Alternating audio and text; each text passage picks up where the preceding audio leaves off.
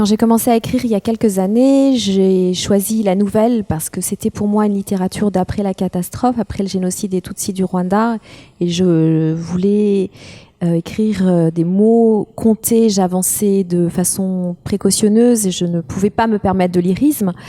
Et puis, j'ai écrit un petit recueil de poèmes en prose et là, j'ai goûté à la liberté des mots, de la beauté des mots. Et c'est dans cet interstice que sont nés les personnages de Tous tes enfants dispersés, qui est un roman de la liberté finalement, cette liberté qui me permettait à la fois d'allier la beauté d'une langue qui danse, d'une langue qui chante, et l'envie d'écrire une histoire dont les lecteurs et les lectrices aient envie de connaître le dénouement.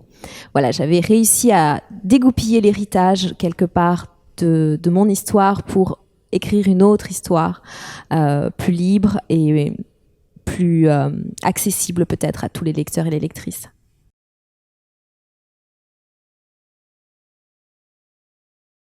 Alors c'est une fiction, il n'y a pas de message particulier. Néanmoins, c'est important pour moi de dire d'où je parle, d'où j'écris. Je suis métisse, je suis survivante et je suis aussi féministe. Et dans ce roman, j'ai mis des thèmes qui me sont chers.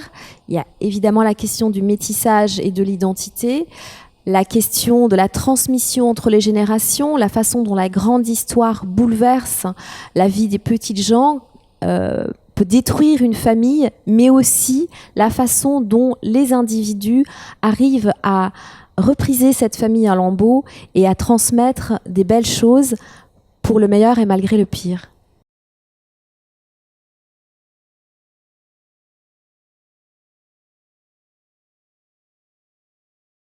Alors il y a des personnes qui m'ont sauvé la vie et je leur en suis éternellement reconnaissante, mais il y a aussi des écrivains et des écrivaines qui à leur façon m'ont aidé à vivre et comme je dis dans le roman, à soulever le couvercle du chagrin pour trouver mon identité et ma place dans le monde.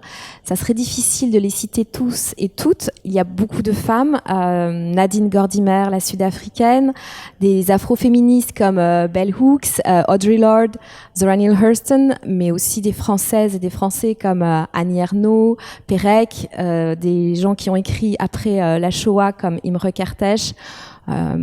Voilà. Et puis je pense aussi à Bessie Head, qui était une écrivaine métisse d'Afrique australe et dont j'ai mis un extrait de son très beau roman A Question of Power en exergue de Tous tes enfants dispersés.